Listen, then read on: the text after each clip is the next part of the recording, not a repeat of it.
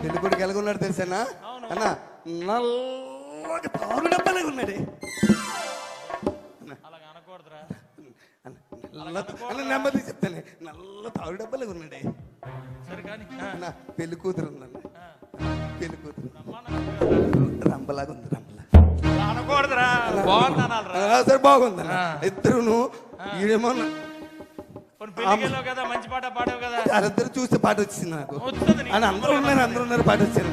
ఏం పాట పాడావు అని వాళ్ళందరూ ఉన్నప్పుడు పాట వచ్చింది అన్న. కాలరాత్రికి చందమామకు ముళ్ళు పెట్టే మూడలోకం అన్నా. అన్నా ఏం పాట? పౌరానికి పంజరానికి పెళ్లి చేసే మూడలోకం అన్నా. కాలరాత్రికి చందమామకు ముళ్ళు పెట్టే మూడలోకం. ఓ కాలరాత్రికి చందమామకు. అన్నవరా నాయన, నువ్వు నా బండి దిగిపోయి చాలా మంచి పని చేసావు. నువ్వు నన్ను ఎలా తల్లేదు తెలుసా? నువ్వు అక్కడ నువ్వు వచ్చుంటే నాకు ఈ బాధ లేదు కదా. నీతో పాటు నేను తన్నులు తినేవాడిని. ఏటాలంటే పుట్టినప్పటి నుంచి పెళ్లిలోకి వెళ్ళి పుట్టినప్పటి నుంచి వెనకాల తిరుగుతున్నా. ఎలక్షన్ తిరిగిపోయావే, ఎలక్షన్ కార్పొరేట్ కాంచి నీ ఎమ్మెల్యే అయిన వరకు నీకు అన్ని సాకిరీలు చేశానే. నువ్వు ఎమ్మెల్యే అయికి నన్ను వదిలేసావు. నువ్వు ఎమ్మెల్యే అయికి నన్ను వదిలేసామన్నా. ఏం పాట పాడేవరా? పాడకూడదు కొట్టి తోసారన్నా. కొట్టి మామూలు తోయలేదు అన్న. ఏడు చేస్తాను, నా టైం అన్న, నా బాగోలేదు. రైట్ పంతులు గారి దగ్గరికి వెళ్ళాలి, నా టైం బాగోలేదు. పంతులు గారి దగ్గరికి వెళ్ళాలి. నాతో తిరిగిన వాళ్ళు మీరు అందరూ ఎమ్మెల్యేలు అయిపోయారు. నేను అలా ఉండిపోయిన తన్నులు తింటున్నాను.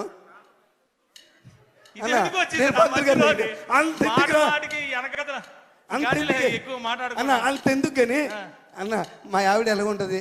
నా దగ్గర ఎంత భయంగా ఉంటది, నా దగ్గర ఎంత భయంగా ఉంటుంది చెప్పు. మా ఆవిడ కూడా కొట్టిందన్న నన్ను. కొట్టిందా? మా ఆవిడ కొట్టింది. కొట్టిందా? కొట్టలేదురన్నా, తన్నిందా. అవునన్నా. ఏం చేసావురా అన్న? మన రాత్రి లేట్కి ఇంటికి వెళ్ళానన్నా. లేట్కి ఇంటికి వెళ్తే బెల్ల కొట్టాను, తలుపు తీసింది. మా ఆవిడని చూడగానే నాకు మంచి రొమాంటిక్ పాట గుర్తొచ్చిందన్న.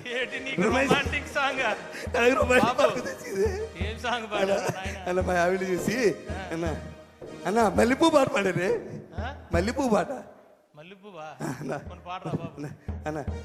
మల్లె పువ్వుకు పందిరి బోలే అన్నా, మల్లె పువ్వుకు పందిరి బోలే మసక చీకటిలో వెన్నెల బోలే. మల్లె పువ్వుకు పందిరి బోలే మసక చీకటిలో వెన్నెల బోలే. నీ పాదం మీద పుట్టి మచ్చలై చెల్లమ్మా.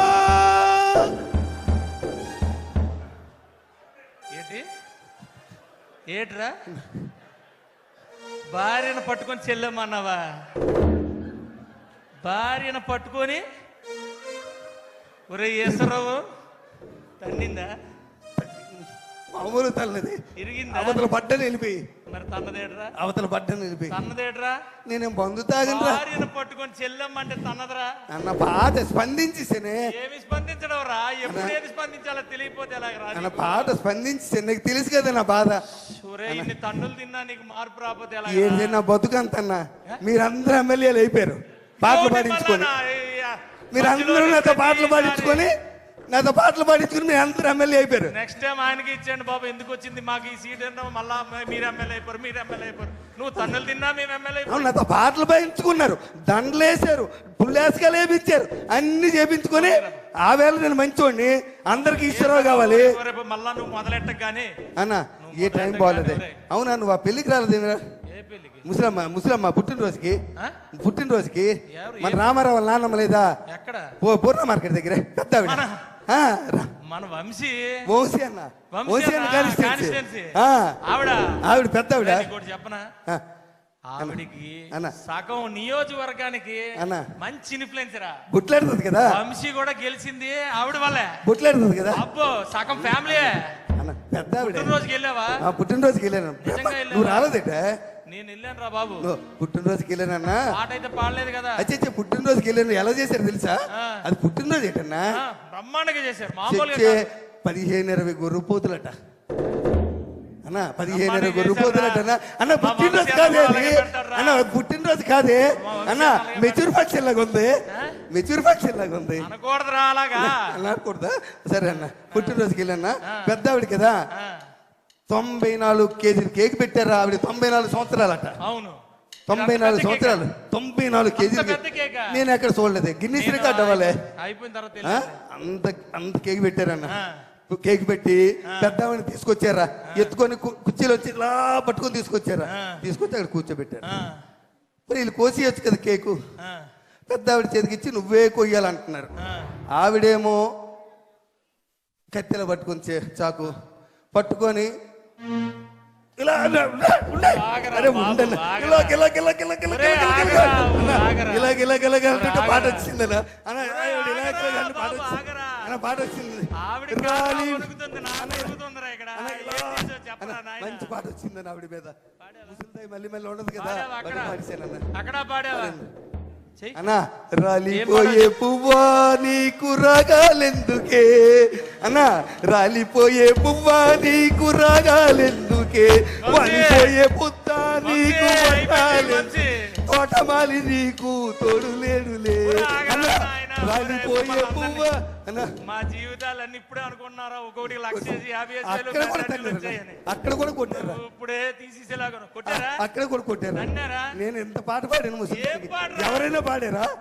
ఎవరైనా పాడారా పాట నేను పాడాను ఒరే లోకంలో ఎవడు ఇలాంటి పాటలు ఇలాంటి ప్రదేశాలు ఏదన్నా మరి దారుణంగాను అయ్యేడు ఎలక్షన్కి వెళ్ళి ఏం మాట్లాడేసినా తప్పేనట అవునరా అక్కడైతే మనం నాయకులు తయారు చేసిన పాటలు పాడుతున్నావురా అక్కడికి వెళ్ళి మనం బూతులు మాట్లాడినా చప్పట్లు కొట్టేస్తారట జనం అయ్యా పాతోళ్ళు నేర్పారులేరా మనం ఏం చేయగలం అన్న మీ అందరి కోసం పనిచేసానే అన్న మీ అందరి కోసం పనిచేశాను నేను మీరు అందరు ఎమ్మెల్యేలు అయిపోయారు నువ్వు మొదలెట్టు గానీ అన్న అన్న ఎందుకురా పాటలు పాడుతున్నావు నాకేం బాగలేదు నా పరిస్థితి నా బాగలేదే మొన్న వెంకట్రావు వాళ్ళ నాన్న మన కాకినాడ వెంకట్రావు నానాజీ అన్న కాకినాడ అక్కడే చేసావు నానాజీ అన్న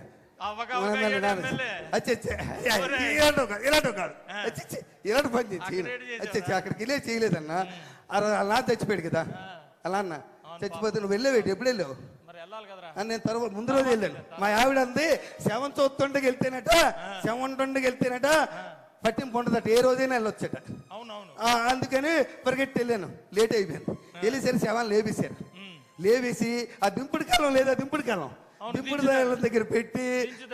దగ్గర పెట్టి చుట్టూ తిరుగుతున్నారన్న చుట్టూ తిరుగుతుంటే నేను మరి ఆగలేకపోయానన్న నేను ఆగలేకపోయాను వాళ్ళతో పాటు తిరిగేసానన్న తిరిగి లే లే లే లే నా రాజా లే లే లే లే నా రాజా లేవనంటావా నన్ను లేపమంటావా లేవనంటావా నిద్ర లేవనంటావా ఈటల సూత్రం పెట్టి అలా సూత్రం పెట్టి శవాన్ని లేమన్నావా శవాన్ని లేమన్నావా ఆని లేపారో లేదు కానీ నిన్ను లేపేసి ఉంటారా చెదకొట్టి సరే సంతోష కర్రలతో తోసారు అటు పక్క దొంగలో పడిపోయాను వెళ్ళి శవాన్ని లేకమాట వేటరా అన్న పాట అన్న ముసలోడి పాటలు అంటే ఇష్టమే ముసలోడికి పాటలు అంటే ఇష్టం అంటే ఇంకో పాట అనాలి కానీ లే లే